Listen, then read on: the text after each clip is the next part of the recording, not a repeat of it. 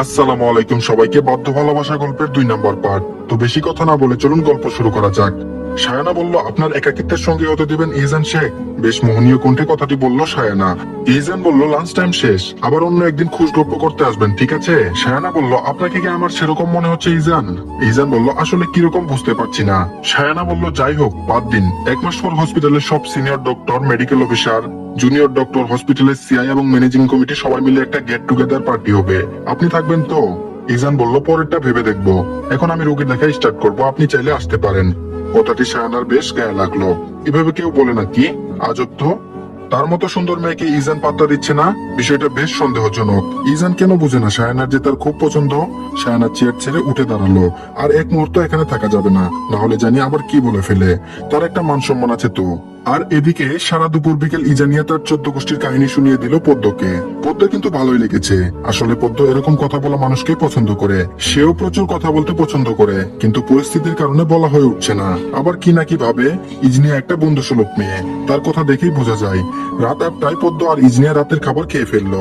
ইজনিয়া চলে গিয়েছে পড়তে, আর পদ্ম ইজানের রুমে এসেছে। গ্রামে হলে এতক্ষণ ঘুমিয়ে যেত, কিন্তু এখানে এত তাড়াতাড়ি ঘুমিয়ে পড়লে যদি ওনারা কিছু মনে করেন। পদ্ম খাটে বসে আবারও সেই ছবিটার দিকে তাকালো। ছবিটার দিকে তাকালে পদ্মের কেমন জানি লাগে, যেন ইজান তার দিকেই তাকিয়ে হাসছে। একটু একটু লজ্জাও লাগতে শুরু করলো পদ্মের। ঘড়ির কাঁটা 8টা 34। তখন একটু একটু করে পদ্মের চোখে ঘুম আসছে। সে আর বসে থাকতে পারছে না, এবার শুয়ে গেল। সকালে শাশুড়ি বলেছিল ইজান যখন হসপিটালে যায় তখন যেন সে উঠে। এই কথা চিন্তা করেই পদ্ম ঘুমিয়ে গেল। রাত 10টা 30। ইজান বাসায় আসলো। উপরে ওঠার সময় মনিরা শেখ বললেন সে যেন তাড়াতাড়ি ফ্রেশ হয়ে নিচে আসে, কারণ তারা কেউ এখনো খাননি। ইজান কথা মতো তাই করলো, কিন্তু রুমে এসে সে দরজার কাছে দাঁড়িয়ে আছে। বাইরে থেকে দেখা যাচ্ছে পদ্ম ঘুমাচ্ছে। ইজান বিড়বিড় করতে করতে রুমে ঢুকলো। এই মেয়ে সারাদিন ঘুমায় নাকি? রাতের খাবার খেয়ে ইজান রুমে আসলো। এখন ঘুম আসবে না, তাই সে মোবাইল নিয়ে বসলো। খাটের এক পাশে পদ্ম আর এক পাশে ইজান। ইজান নিজের মতো ফোন দেখছে, পদ্মের দিকে তাকাচ্ছে না। রাতে হঠাৎ অনেক বাতাস শুরু হলো। ইজান সেটা দেখে বারান্দায় এসে দাঁড়িয়েছে। বিকেলে তো এমন কোনো সংকেত পায়নি যে বৃষ্টি আসবে। এমনকি সে বাসায় আসার আগ পর্যন্ত মনে হয়নি বৃষ্টি আসবে। ইজান বারান্দায় দাঁড়িয়ে বাতাস দেখছে। মেঘ আসার আগ মুহূর্ত তার কাছে ভীষণ প্রিয়। ঘুরুম করে মেঘের আওয়াজ শোনা গেল। পদ্ম লাফ দিয়ে উঠে পড়েছে ঘুম থেকে। ঘুম থেকে উঠে বুঝতে পারলো বৃষ্টি হবে, তাই মেঘের আওয়াজ শোনা যাচ্ছে। কিন্তু মেঘের আওয়াজে তো ভয় হচ্ছে। গ্রামে থাকলে তো তার মা 2 বোনকে জড়িয়ে ধরে বসে থাকতো, এখন কি হবে? পদ্ম দেখছে বারান্দায় ইজান দাঁড়িয়ে আছে। তড়িঘড়ি করে ইজানের পেছনে দাঁড়ালো। ইজান পদ্মকে খেয়াল করেনি, তার দৃষ্টি বাহিরে। আবারও মেঘের ডাক শোনা গেল। পদ্ম ভয়ে ইজানের টি শার্ট টেনে ধরলো। ইজান পিছন ফিরে তাকালো, দেখলো পদ্ম চোখ বন্ধ করে কাচুমাচু করে রেখেছে। ইজান পদ্মের হাত ধরে টেনে ওপাশে দাঁড় করালো। তারপর বলল, বেশি ভয় পাচ্ছেন নাকি ম্যাডাম? পদ্ম ভয়ে ভয়ে বলছে, জি হ্যাঁ। ইজান বলল, আবারও মেঘ ডাক দিল। পদ্ম আবার চোখ বন্ধ করে ইজানের টি শার্ট চেপে ধরেছে। ইজান পদ্মের দিকে তাকিয়ে বলল, আমি কি জড়িয়ে ধরবো তোমাকে? রাতের আকাশে মেঘ বোঝা যাচ্ছে না কিছু। চারিদিক এমনি অন্ধকার হয়ে আছে। বৃষ্টি হওয়ার পর কেমন নির্জন মনে হচ্ছে শহরটা।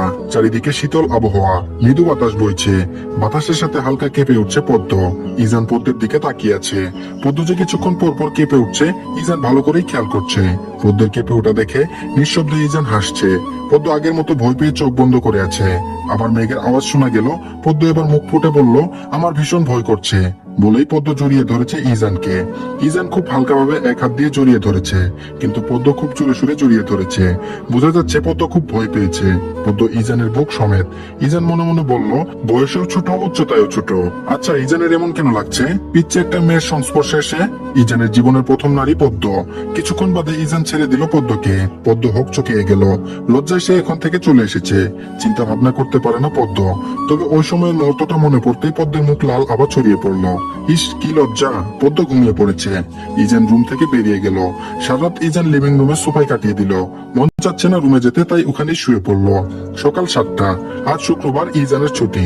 হসপিটালে যেতে হবে না, তাই ঘড়িতে অ্যালার্মও দেয়নি। মূলত শুক্রবার ইজান একটু বেশি সময় ঘুমায়। ইজান ঘুমাচ্ছে। মনিরা শেখ ঘুম থেকে উঠে লিভিং রুমে এসে দেখে তার ছেলে সোফায় পড়ে ঘুমাচ্ছে। মনিরা শেখের বেশ খারাপ লাগছে। হয়তো ইজান পদ্মকে মেনে নিতে পারেনি, তাই রুমে না শুয়ে এখানে সোফায় শুয়েছে। আজও তিনি ইজানের সাথে কথা বলবেন, তারপর তার একটা ব্যবস্থা তিনি করবেনই। ইজানের ঘুম ভেঙেছে 8টায়। ইজান উঠে তার রুমে গেল। আশ্চর্য, আজ রুমে পদ্মকে দেখেনি ইজান। ফ্রেশ হয়ে আসলো নিচে। প্রতিবারের মতো ইজানের বাবা হুমায়ুন শেখ টিভি দেখছেন আর চা খাচ্ছেন। ইজান তার বাবার পাশে সোফায় বসলো। ইদানিং হুমায়ুন শেখ ইজানের সাথে কথা বলছে না, কিন্তু ইজান তো তার কথা রেখেছে। তাও কেন এত তেজ দেখাচ্ছেন ইজান বুঝছে না। পদ্ম কফি নিয়ে এসেছে ইজানের জন্য। পদ্ম মুখের সামনে কফিটা ধরেছে একদম, তারপর বলল আপনার কফি। ইজান মাথা তুলে পদ্মকে দেখলো, মাথা নিচু করে পদ্ম কফি নিয়ে একদম তার সামনে এসে দাঁড়ালো। পদ্ম ইজানের দিকে তাকাচ্ছে না। ইজান কফিটা হাতে নিল। পদ্ম ইজানের হাতে কফি দিয়ে রান্নাঘরে চলে আসলো। আসলে পদ্ম ঘুম থেকে উঠে ফ্রেশ হয়ে রান্নাঘরে এসেছিল মনিরা শেখের কাছে। তিনি পদ্মকে কফি বানানো শিখিয়ে দিয়েছেন। যে কফিটা পদ্ম বানিয়েছে সেটাই আবার উনি ইজানের জন্য পদ্মের হাত দিয়ে পাঠালেন। প্রথমে তো বলেছিল বিয়ে করবে না, বিয়ে না করলে এই সময় কফি বানিয়ে এনে কে খাওয়াতো। হুমায়ুন শেখ টিভির দিকে তাকিয়ে কথাটি বলল ইজানকে। এই বাসায় থাকলে এমনিও সকালে তার মা কফি বানিয়ে দেয় তাকে, আর ফ্ল্যাটে থাকলে নিজে বানিয়ে খাই। কিন্তু ইজান কোনো ভ্রুক্ষেপ করলো না হুমায়ুন শেখের কথাই। সে জানে তার বাবা তাকে খোঁচা দিয়ে কথাটি বলেছে, আর ও কারণে তার কথা বলা পছন্দ না। খুব কম সময়ে এসব অযুক্তিযুক্ত কথার উত্তর দেয় ইজান। সে নিজের মতো কফি খাচ্ছে আর ফোন দেখছে। এর মাঝে পদ্মর মা কল দিয়েছে। পদ্ম যেহেতু রান্না করে তাই ফোনটা নিয়ে ওখানেই গেল। পদ্মকে ফোনটা রিসিভ করে দিয়ে বলল কথা বলতে। পদ্ম কিছুক্ষণ কথা বললো তার মায়ের সাথে। কথা বলার মাঝে মাঝে তার কণ্ঠ আটকে আসছিল, চোখে পানি টলমল করছিল। এটা বেশ খেয়াল করলো ইজান। কথা বলা শেষে পদ্ম ফোনটা দিয়ে দিল ইজানকে। ইজান তার মাকে বলছে, মা আমার তো কাল রাতে যাওয়ার কথা ছিল ওই ফ্ল্যাটে, কিন্তু বৃষ্টির জন্য যেতে পারিনি। আজ নাস্তা করার পর চলে যাব। মনিরা শেখ বলল, তোর সাথে আমার কিছু কথা আছে ইজান। পদ্ম তুমি একটু এদিকটায় থাকো, আমি আসছি একটু পর। পদ্ম মাথা নাড়ালো। ইজান পদ্মের দিকে তাকালো। মনিরা শেখ ইজানের হাত ধরে ওনার রুমে নিয়ে গেল। তারপর বলল, শুন ইজান, তুই সত্যি কথা বলবি। আমি যা যা বলবো তুই শুধু সোজা সাপটা উত্তর দিবি। ইজান বেশ বিরক্ত হলো মায়ের কথাই। ইজানের চোখে মুখে একরাশ বিরক্তি। তারপর বলল, মা তুমি কি জানো না আমি ঘুরিয়ে পেয়েছি কথা বলা পছন্দ করি না? মনিরা শেখ বলল, সেটা তো আমি জানি। আচ্ছা তুই কি পদ্মকে মেনে নিতে পারিসনি কোনোভাবে? ইজান ছোট ছোট চোখ করে মায়ের দিকে তাকিয়ে আছে। হঠাৎ এই প্রশ্ন করার কারণ কি? মনিরা শেখ বলল, এই যে তুই বলেছিস ঘুরিয়ে পেঁচিয়ে কথা বলতে পছন্দ করিস না, তাহলে কেন বলছিস এখন? ইজান বলল, তুমি আসলে কি বলতে চাইছো মা বলো তো? মনিরা শেখ বলল, আমি বলতে চাইছি তোর কি পদ্মকে পছন্দ হয়নি? ওকে মেনে নিতে পারিসনি? আজ সকালে দেখলাম তুই সোফায় শুয়ে আছিস। কেন তুই সোফায় শুয়ে আছিস? তুই শুধু একবার বল তুই মেনে নিতে পারিসনি। মনিরা শেখ ব্যস্ত হয়ে গেছেন। ইজান শান্ত গলায় উত্তর দিল, আচ্ছা আমি যদি বলি মেনে নিতে পারিনি তাহলে কি হবে? মনিরা শেখ থমকে গেছেন ইজানের কথা শুনে। মনিরা শেখ বলল, এটা বলতে পারিস না তুই? মেয়েটার কি হবে ভেবে দেখ একবার। ইজান হাসতে হাসতে এক হাত দিয়ে তার মাকে জড়িয়ে ধরলো। তারপর বলল, বলেছে মেনে নিতে পারিনি, এটা তো বলিনি যে মেনে নেওয়ার চেষ্টা করব না। মনিরা শেখ এবার খেপে গেলেন। তারপর বললেন, সোজা সাপটা বলতে পারিস না? ইজান বলল, আরে মা শান্ত হও তো। আমার কথার উদ্দেশ্য হচ্ছে আমি পদ্মকে মেনে নেওয়ার চেষ্টা করব এবং ক্রমাগত চেষ্টা করে যাচ্ছি। ছেলের কথায় মুচকে আসলেন মনিরা শেখ। তিনি জানেন তার ছেলে কখনো তার বাবা মায়ের কথার অবজ্ঞা করবেন না। ইজান তার বেশ শখেরও একটা ছেলে বলতে গেলে। ছেলেকে ভীষণ ভালোবাসেন তিনি। প্রথমে ছেলের কথা বুঝতে না পেরে একটু একটু রেগে গিয়েছিলেন বটে। ইজান বলল, মা তোমাকে তখন কি বললাম মনে নেই? আমার যে আজ ফ্ল্যাটে ফিরতে হবে। মনিরা শেখ বলল, হ্যাঁ পদ্মকে নিবি তোর সাথে? ইজান বলল, এক কথা আর কতবার বলতে হবে বলো তো? মনিরা শেখ বলল, নিবি কিনা সেটা বল। ইজান বলল, হ্যাঁ ওকে আমার সাথেই নিব, যেখানে যাই নিয়ে যাব। শেষের কথাটা বিড়বিড় করে বলল ইজান। মনিরা শেখ বলল, আর শোন আমিও যাবো তোদের সাথে। পদ্ম তো নতুন, তাই ওকে সব একেবারে শিখিয়ে দিয়ে আসবো, বুঝেছিস? ইজান বলল, আচ্ছা নাস্তা খেয়ে রেডি হয়ে থাকবে, আর ওকে বলে দিবে ও যেন রেডি হয়ে থাকে। 1 মিনিট লেট করবে না, ঠিক আছে? মনে কিন্তু রেখো। মনিরা শেখ বলল, আচ্ছা বাবা বুঝেছি। অতঃপর নাস্তা করে সবাই ওই বাসায় যাওয়ার উদ্দেশ্যে রওনা হলো। পদ্মকে ইজনিয়া রেডি করিয়ে দিল। যদিও পদ্ম বলেছিল ও রেডি হতে পারবে, তাও ইজনিয়া বলল সে রেডি করিয়ে দিবে। আজ আর শাড়ি পরেনি পদ্ম। ইজনিয়া একেবারে অন্যভাবে সাজিয়ে দিল। ইজানের তো যেই কথা সেই কাজ। সে চিৎকার শুরু করে দিয়েছে। তড়িঘড়ি করে মনিরা শেখ পদ্মকে নিয়ে নিচে নামলেন। পদ্ম এবং মনিরা শেখের লাগেজ আগেই গাড়িতে রাখা হয়েছে। গাড়িতে উঠতে উঠতে মনিরা শেখ বললেন, জানো পদ্ম, এই ছেলে 1 মিনিটও লেট করতে চায় না, না হলে আবার মাথা গরম হয়ে যায়। মনিরা শেখের কথায় মুচকি হাসলেন পদ্ম। ইজান এখনো পদ্মকে খেয়াল করেনি। সে সামনে বসেছে আর মনিরা শেখ পদ্ম পিছনে। প্রায় 2 ঘন্টার বেশি সময় লেগেছে তাদের। অনেক জ্যাম ছিল, না হলে আরো আগেই বাসায় চলে আসতো তারা। এই জ্যামে সবার বিরক্ত লাগলেও পদ্ম বেশ উপভোগ করেছে, কারণ সব গাড়ি একসাথে আটকে থাকা এটা প্রথম দেখেছে। তাই হয়তো ভালো লেগেছিল তার। বাসায় এসে সবাই টায়ার্ড, বিশেষ করে মনিরা শেখ। ইজান গিয়ে খাটে গিয়ে শুয়ে পড়লো উপর হয়ে। পদ্ম রুমে গেল না, সে ডাইনিং রুমে সোফায় বসে পড়লো। এই বাসাটাও অনেক সুন্দর, সব সাজানো গুছানো। এই রুমের বাসাতেও বেশিরভাগ দেয়ালে ইজানের ছবি। পদ্ম চোখ ঘুরিয়ে ঘুরিয়ে এগুলোই দেখছে। ইজান খেয়াল করলো পদ্ম রুমে আসেনি এখনো। মাথা উঠিয়ে পদ্মকে ডাক দিল ইজান, পদ্ম রুমে আসো। কথাটি পদ্মর কানে ঢুকেছে, কিন্তু তার ওই রুমে যেতে ভয় আর লজ্জা দুটোই কাজ করছে। সে কিভাবে যাবে? ইস, না ডাক দিলে হতো না। এখন সে কিভাবে ওই রুমে যাবে? অনেক চিন্তা করে রুমে ঢুকেছে পদ্ম। পদ্ম বলল, জি কিছু বলবেন? ইজান মুখ ওই দিক রেখে বলল, বাইরে কি করছিলে? এত দূর থেকে এসেছো, ফ্রেশ হবে না? পদ্ম বলল, জি। ইজান আর উত্তর দিল না। পদ্ম ইজানের উত্তরের আশায় দাঁড়িয়ে আছে, কিন্তু ইজান কিছু বলছে না। পদ্ম ভেবে নিয়েছে সে কিছু বলবে না, তাই সে ফ্রেশ হয়ে আসলো ওয়াশরুম থেকে। পদ্ম মনিরা শেখের রুমে গেলেন, তিনিও শুয়ে আছেন। পদ্মের একটু বিরক্ত লাগছে, সবাই এমন শুয়ে আছে কেন? পদ্ম বলল, মা আপনি শুয়ে আছেন কেন? মনিরা শেখ বলল, কি যে বলো, এত জার্নি করে আসলাম, একটু তো ক্লান্তি লাগছে, তোমার লাগছে না? পদ্মের সহজ সরল উত্তর, না তো। মনিরা শেখ বললেন, ইজান কি করছে? পদ্ম বলল, শুয়ে আছেন দেখলাম। মনিরা শেখ বলল, মা ছেলের একই দশা দেখছি। আচ্ছা তুমি একটু বসো, আমি আসছি। পদ্মকে রেখে মনিরা শেখ ওয়াশরুমে চলে গেলেন। কিছু সময় বাদে তিনি বের হয়ে এসে পদ্মকে বললেন, চলো পদ্ম, আমার সাথে রান্না করে। পদ্ম আর মনিরা শেখ রান্না করতে গেলেন। রান্না করার মাঝে পদ্ম যে কত শত প্রশ্ন ছুড়েছে মনিরা শেখকে, তিনিও একটু বিরক্ত হননি।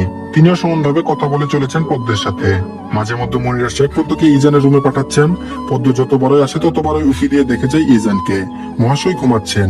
এতটুকু এসে ক্লান্ত হয়ে একেবারে ঘুমিয়ে গেল। দুপুরে সবাই একসাথে লাঞ্চ করলো। মনিরা শেখ খাবার পর প্লেট রেখে আসতে গিয়েছেন। ইজান পদ্মের কানের কাছে এসে বলল, খাবার শেষ করে রুমে যাবা। পদ্ম শুনে মাথা নাড়ালো। মনিরা শেখ খাওয়ার পরে রেস্টরুমে গিয়েছেন। ইজানের কথা মতো পদ্ম রুমে গেল। ইজান কি সব করছে কাগজে? পদ্ম সেটা না বুঝে অবুঝের মতো চেয়ে রইল।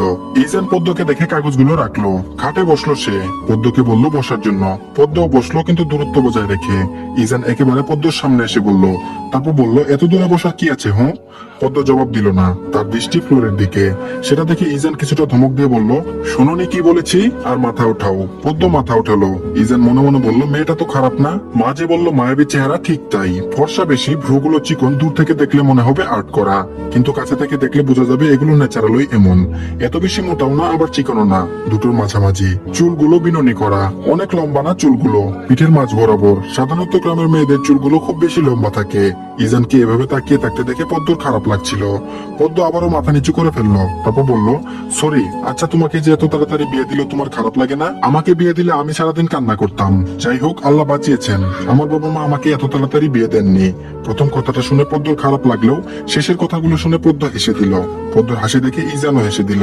মেয়েটা খুব সুন্দর হাসে। ইজান বলল, আচ্ছা তুমি বুড়ো বর পেয়েছো, সেটা নিয়ে কিছু বলবে না? তোমার আগে তো আমি মরে যাব, তখন কি হবে? পদ্মের হাসি বন্ধ হয়ে গিয়েছে। পদ্ম অনেকটা আটকে উঠছে। এসব কি বলছেন উনি? তার বিয়ে হলো কয়েকদিন হয়েছে, আর এর মাঝে উনি এসব বলছেন? পদ্ম বলল, কে আগে মারা যাবে এটা আমি আপনি কেউই জানি না। হয়তো আপনার আগে আমিও মারা যেতে পারি। আর বুড়ো বর পেয়েছি সেটা নিয়ে আমার কোনো অভিযোগ নেই, কারণ আল্লাহ যা করেন ভালোর জন্যই করেন। ইজান চুপ হয়ে আছে। পিচ্ছি মেয়ে যে এত কথা বলতে পারে সেটা জানতো না ইজান। ইজান বলল, আচ্ছা বুঝলাম। আচ্ছা আমি তোমার আরেকটু কাছে গিয়ে বসি, হ্যাঁ? এটা বলে সত্যি সত্যি ইজান পদ্মের একদম কাছে এসে বসলো। পদ্ম ঘাবড়ে গিয়ে দূরে সরে আসতে চাইলো, কিন্তু সে মুহূর্তে ইজান হাত চেপে ধরলো। পদ্মকে একবারে তার সাথে মিশিয়ে বসালো। পদ্মের কাজ জড়িয়ে ধরে বলল, জড়তা কাটাও পদ্ম, আমার সাথে কথা বলো, আমার স্পর্শ স্বাভাবিকভাবে নাও।